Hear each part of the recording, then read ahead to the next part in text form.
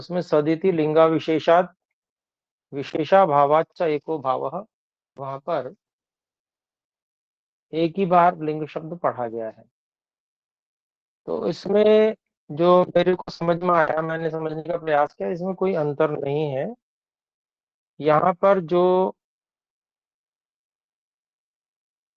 उदयवीर जी का सूत्रार्थ है उसमें सत इस प्रकार लिंग प्रतीति के समान होने से लिंग अविशेषात, ये अर्थ किया है। फिर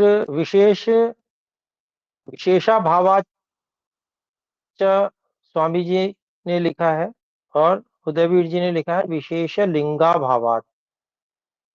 इसका अर्थ उदयवीर जी ने किया है विशेष अर्थात भेदक प्रमाण के अभाव से।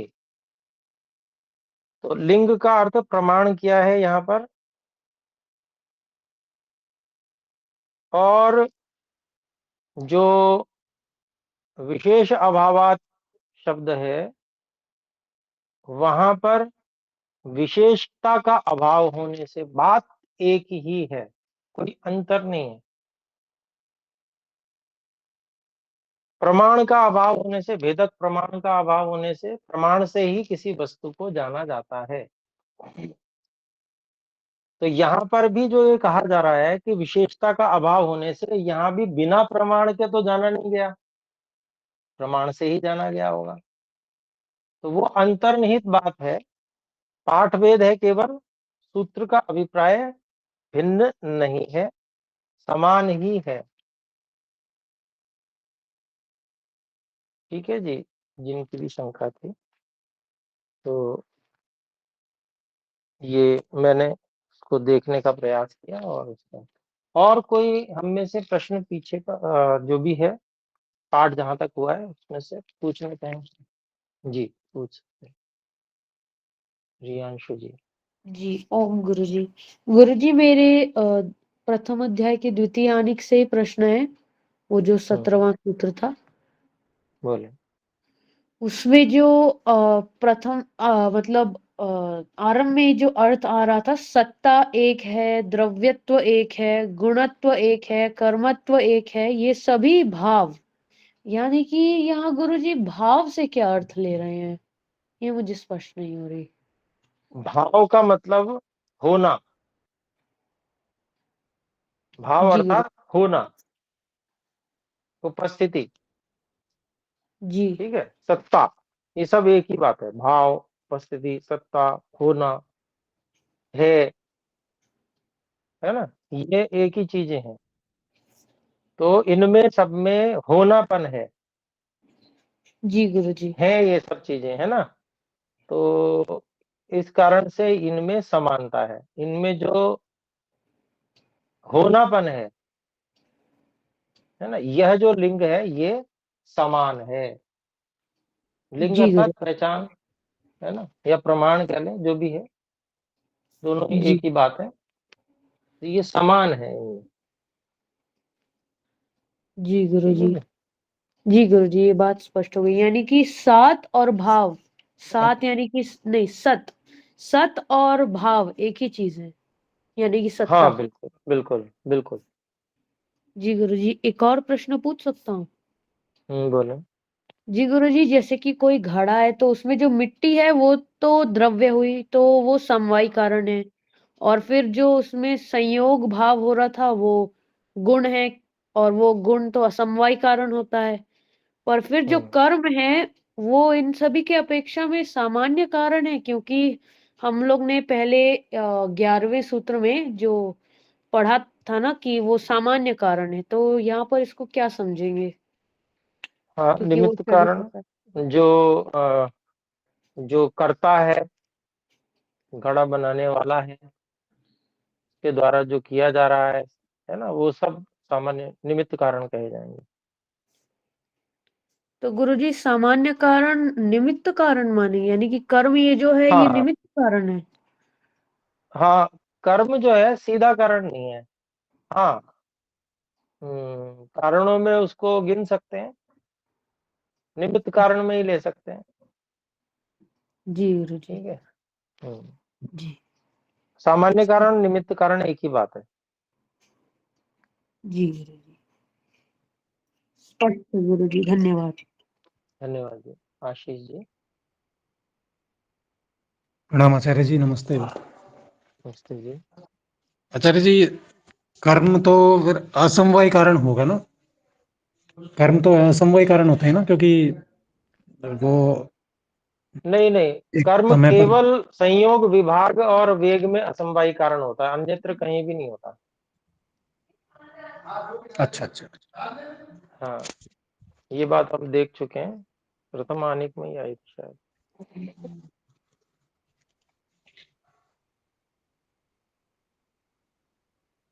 तो असमवायी कारण मुख्य रूप से द्रव्य में जो है, कार्य द्रव्य में वो गुण ही होता है असमवायी कारण।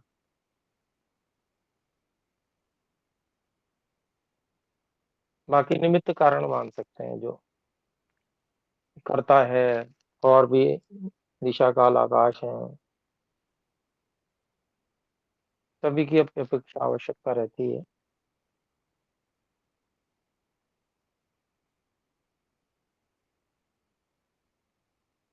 जी, तो ठीक है, हम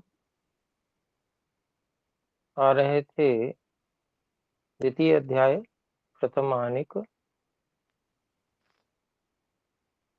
प्रथम सूत्र हमने पढ़ा था, या आधा पढ़ा था?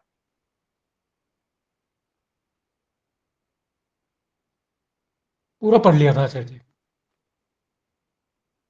तो पहला सूत्र तक हो चुका है ना? जी। हाँ। ठीक है, एक शंका बहन आज जुड़ी नहीं है शायद। हाँ, बहन इंदिरा जी की थी या किनकी थी? कल, मतलब पिछली कक्षा में, वही क्यों पढ़े दर्शन, तो वो पिछले हाँ आचार्य जी, मेरी नहीं कक्षा। थी, वो किसी और की थी। ठीक ठीक ठीक ठीक।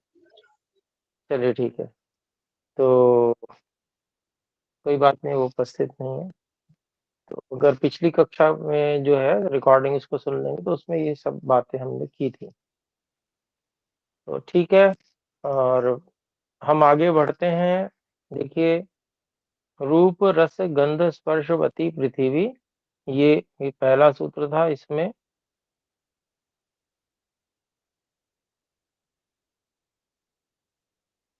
जो अलग अलग बाह्य द्रव्य हैं, उनका विशिष्ट लक्षण परीक्षा की जा रही है। और उनमें से पहले पृथ्वी द्रव्य है, जो उसकी परीक्षा की गई है।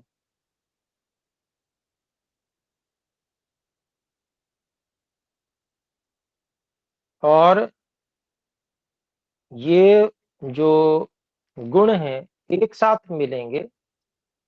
कल शंका एक और आई थी कि भिन्नता क्या रह गई, रूप रस स्पर्श तो जल में भी हैं और पृथ्वी में भी बताए हैं, तो ये कोई भेदक गुण तो है नहीं। तो उसका उत्तर यही है कि रूप रस गंध स्पर्श ये एक साथ जहां मिलेंगे वो पृथ्वी है। तो जल में ये एक साथ नहीं मिल सकते, तीन एक साथ मिल सकते हैं, गंध साथ में नहीं मिलेगी। और अगर मिलेगी भी तो वो फिर वो बाहरी निमित्त से होती है, पृथ्वी के निमित्त से आ जाती है गंध। जब गंदा पानी होता है या जो संस्कारित जल होता है, उसमें पृथ्वी के संस्कार से गंध आ जाती है, लेकिन वो बाहर से संयोग है, जल का स्वाभाविक नहीं है। ये बात कल जो भाई आशीष जी आपने रखी थी, ध्यान में आ रही है? हाँ आचार्य जी, मैंने उठाई थी जी, शंका। तो वो उसका उत्तर यही है कि आप आगे भी स्पष्ट रूप से उत्तर दे सकते हैं इस चीज का, कि यहाँ पर ये जो कहा जा रहा है रूप रस गंध स्पर्शवती पृथ्वी, इसमें एक एक गुण नहीं देखा जा रहा है, ये इकट्ठे देखे जाएंगे, इकट्ठे मिलेंगे तब वो पृथ्वी की पहचान कराएंगे। ठीक है जी, ठीक है सर। ये रह जाए इसका उत्तर। तो दूसरा हम पढ़ते हैं सूत्र, रूप रस स्पर्शवत्य आपो द्रवा स्निग्धाः।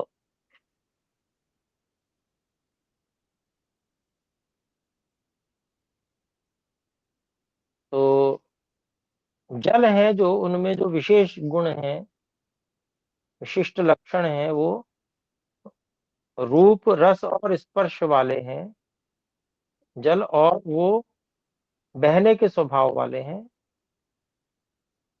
और स्निग्धता है उनमें, चिकनापन है, चिकनाई है उनमें, जलों में। तो ये बताया गया है यहाँ पर सूत्र में। इसका भाष्य देखते हैं, रूप रस स्पर्शवत्य द्रवा स्निग्धा आपः, ये इसको खोलते हैं, आपः खलु रूप रस स्पर्शैर गुणैर युक्ताः। तो जल है वो रूप रस स्पर्श आदि गुणों से, आदि नहीं लगाएंगे, रूप रस स्पर्श इन सभी गुणों से, तीनों गुणों से युक्त हैं। तत्र रूप स्पर्शौ तु गुणौ अग्निवायोः वायवोः संसर्गतः। यहाँ पर जल जो है उसको हमेशा नित्य बहुवचन लिया जाता है, हमेशा बहुवचन में कहा जाता है, वो एक वचन होता ही नहीं है।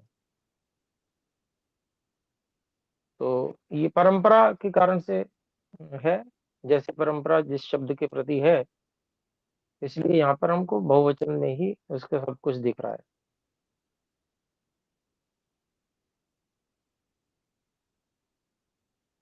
तो रूपरस स्पर्शैः गुणैः युक्ताः आपः।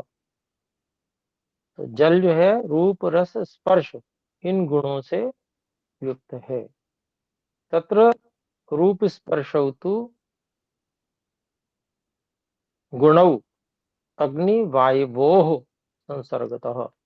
तो उस में जो जल है उसमें रूप और स्पर्श ये गुण तो अग्नि और वायु इन दोनों के संसर्ग से हैं, स्वाभाविक नहीं है जल के। ताभ्याम अविना भाव ताभ्याम अविना भावाद अपाम उपलब्धे है। उन दोनों गुणों के, रूप और स्पर्श गुणों के जल में अविनाभाव रूप से उपलब्ध जो होते हैं, ऐसे ये दोनों रूप और स्पर्श जो गुण हैं, ये अग्नि और वायु के संसर्ग से हैं। अग्नि और वायु जल के जो मूल संरचना है वहां पर भी लगी हुई है, तथा जल जल के रूप में प्रकट नहीं हो सकता यदि उसमें अग्नि और वायु का सहयोग ना हो। मतलब अग्नि के द्वारा दिया गया रूप का सहयोग और वायु के द्वारा दिया गया स्पर्श का सहयोग न हो, तो जल अपने स्वरूप में प्रकट नहीं हो सकता है। ये बात समझनी है। फिर आगे कहते हैं, गंधोपि गुणः कदाचिद आसु, अपसु होना चाहिए, गलत है। गंधोपि गुणः कदाचिद अपसु प्रतिभाति। अपसु मतलब जलों में। तो जलों में गंध गुण भी कभी कभी प्रतिभाति अनुभव में आता है, प्रतीत होता है। सच पार्थिव वस्तुनः सामयिक संपर्कतः। और वह जो गंध गुण कभी कभी जल में आता है समझ में, वो किसी पार्थिव वस्तु के सामयिक संपर्क के कारण से होता है। तत्संपर्काभावे, उसके संपर्क का अभाव हो जाने पर अपसु गंधस्तु नोपलभ्यते, जल में गंध तो नहीं उपलब्ध होती है। अर्थात अपने स्वरूप में आने के लिए जल में गंध की कोई आवश्यकता नहीं है। बहन शारदा जी ने प्रश्न किया था। तो अभिप्राय क्या है कि एक तो हो गया मूल रूप से लगा होना, अर्थात उसके बिना जल अपने स्वरूप से प्रकट ही नहीं हो सकता। वहां पर अग्नि और वायु का सहयोग है। जल में से ऐसा नहीं है कि अग्नि अलग कर ली जाए और वायु अलग कर ली जाए। तो फिर अगर ऐसा किया जाएगा तो वो जल का स्वरूप ही नहीं रह जाए। लेकिन अगर गंध हमें प्रतीत हो रही है तो वो बाहरी संयोग है, बाहरी संपर्क है, उसको अलग किया जा सकता है। गंध को बाहर से अलग करने के बाद भी जल अपने स्वरूप में रहेगा। ये अंतर अपने को समझना है। फिर आगे, एवं गंध गुणवत्वेतु लक्षण व्यभिचारो अस्ति तस्मात् न उक्तः।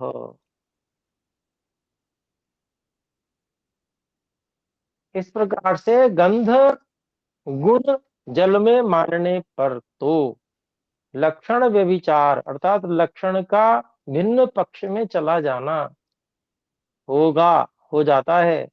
तस्मात् न उक्तः, इसलिए गंध का गुण जल में नहीं कहा गया।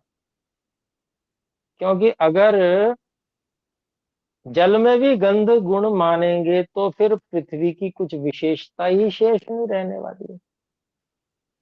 फिर पृथ्वी को कैसे विशेष कह देंगे जल जल से। अभी तो हमने ये कह दिया कि भाई रूप रस गंध और स्पर्श जहां एक साथ उपलब्ध होंगे वो पृथ्वी है। और जल में भी अगर फिर गंध को मान लेंगे तो फिर जल से पृथ्वी का तो कोई भेद नहीं किया जा सकता लक्षण के अनुसार। इसलिए फिर आगे, पुनः पुनस्तरलाः संश्लेष धर्माश्चापि चापो भवन्ति इति। तो फिर जो जल है वो द्रव है, अर्थात तरल है। तरल अर्थात जिसमें बहने का स्वभाव होता है वो तरल होते हैं। और संश्लेष धर्माश्च, कुछ चिकनाई अर्थात आपस में जो चिपकने जैसा स्वभाव, संश्लेष। जैसे कागज, दो कागज पड़े हैं तो फूंक मारिए उड़ जाएंगे, लेकिन अगर आप गीला करके एक कागज को दूसरे के साथ रख दीजिए, फूंक मारने से नहीं उड़ेंगे, चिपक गया वो।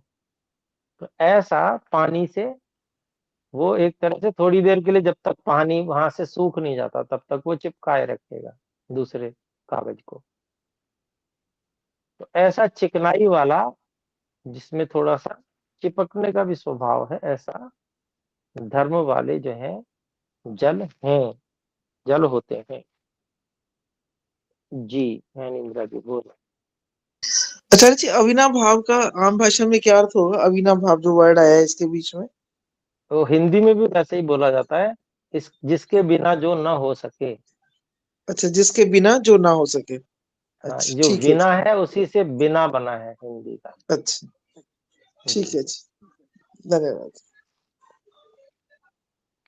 तो चौथे सूत्र, नहीं तीसरे सूत्र में आ जाते हैं हम।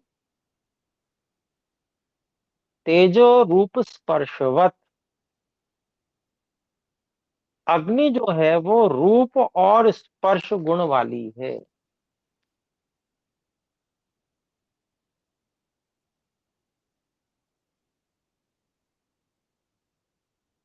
तो भाष्य देखते हैं। रूप स्पर्शवान अग्निर्द्रव्यम। तो रूप और स्पर्श वाली जो है वह अग्नि द्रव्य है। अग्नौ रूप स्पर्श गुणौ भवतः। अग्नि में जो है रूप और स्पर्श गुण होते हैं। और जो आधुनिक विज्ञान देखते हैं तो आधुनिक विज्ञान वाले अग्नि को द्रव्य के रूप में ही स्वीकार नहीं करते। पहले तो नहीं करते थे उस रूप में, अभी करने लग पड़े हो तो नहीं बता सकते, कह नहीं सकते। पर जब तक हमने आधुनिक विज्ञान का जो भी भाग पढ़ा उसके हिसाब से तो अग्नि को कोई द्रव्य के रूप में नहीं स्वीकार किया जाता है।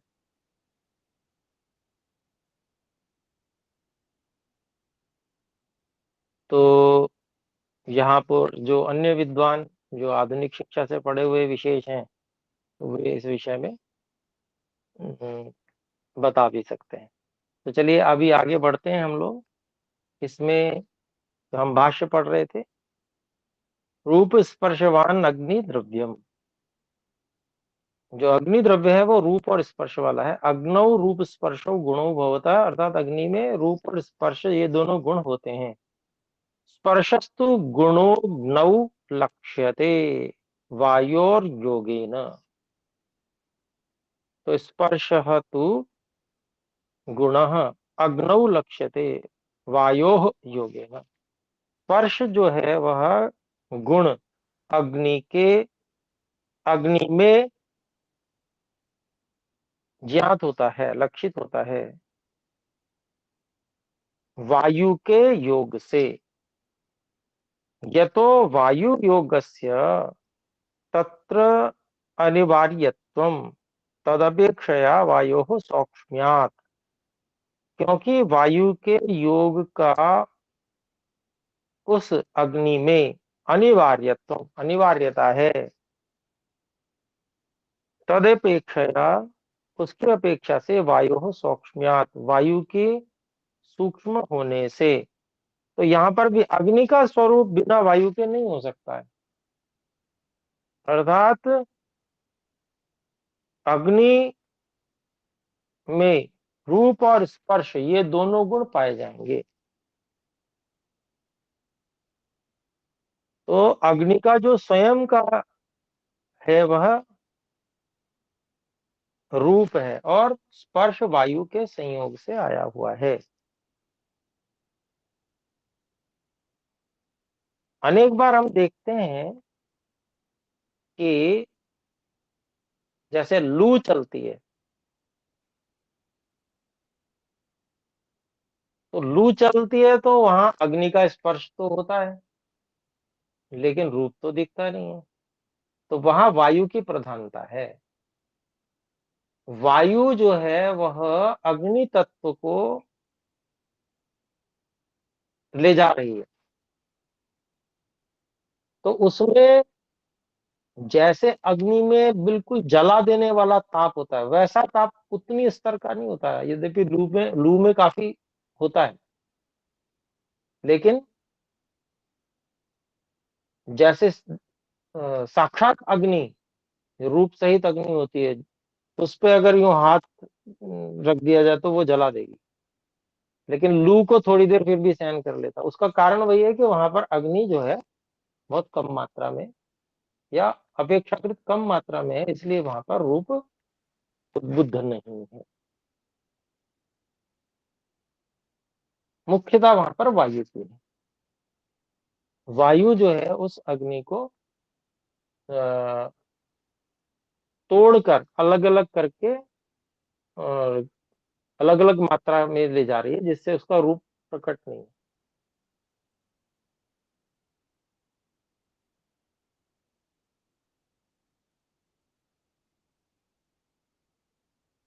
फिर आगे चौथा सूत्र है स्पर्शवान वायु।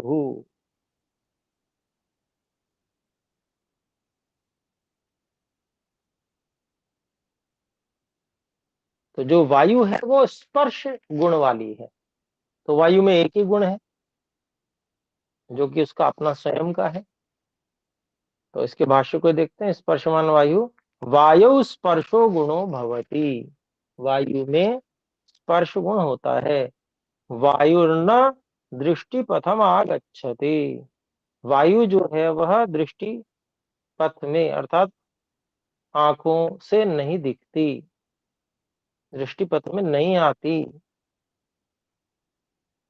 यदा वायुर्वाति, जब वायु चलती है बहती है, तदा स्पर्शस्तु तस्य, तब उसका जो स्पर्श है त्वग इंद्रियेण गृह्यते, जो त्वक इंद्रिय है त्वचा है उससे ज्ञात होता है, पता चलता है। तो वायु का जो स्पर्श है वह अनुष्ण अशीत है। उसमें अगर गर्मी आती है तो इसका मतलब वो अग्नि के सहयोग से है, अगर शीतता आती है तो वो मुख्य रूप से जल के सहयोग से है।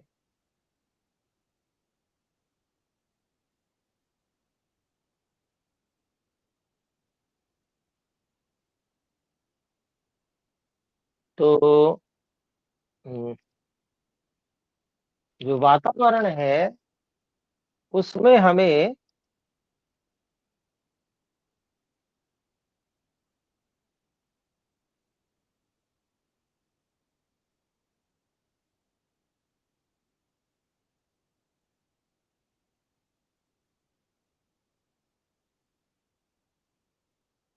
जी, तो वातावरण में हमें जो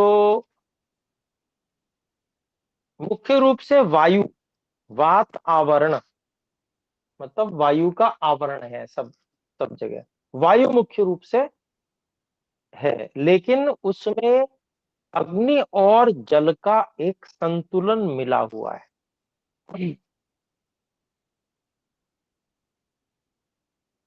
जिसमें अधिक व्यापक जो है वो जल है और अग्नि सूर्य के प्रताप से, उसके ताप से वहां पर हमारे वातावरण में मिश्रित है वायु में। तो इसलिए एक तापमान, जो एक जीवन के लिए आवश्यक तापमान होता है, वो तापमान धरती पर उपलब्ध होता है। और हम जहां देखते हैं कि जहां सूर्य नहीं है वहां वातावरण, भले वातावरण भी नहीं है, वहां पर वात भी नहीं है, वायु भी नहीं है, तब भी वहां पर बहुत अधिक शीतलता, जितना जितना सूर्य से दूर स्थान होगा बहुत ही अधिक शीतलता जो है, माइनस में भी बहुत अधिक डिग्री, अर्थात जीवन हो ही नहीं सकता, इतनी भयंकर शीतलता वहां पर होती है।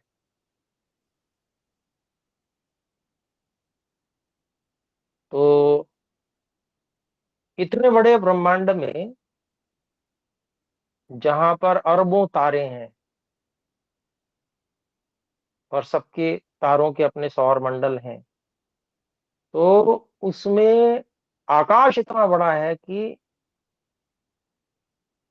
जो सूर्य अरबों सूर्यों अरबों अरब सूर्यों की जो गर्मी है वो सर्वत्र नहीं पहुंच पाती है, इतना बड़ा आकाश है। तो जल की व्यापकता इस कारण से हम अधिक समझ सकते हैं, मान सकते हैं, शीतलता के कारण से। तो अभी हम ये कक्षा का विराम करते हैं, समय हो चुका है। आइए एक बार ओम का उच्चारण करके विराम करें।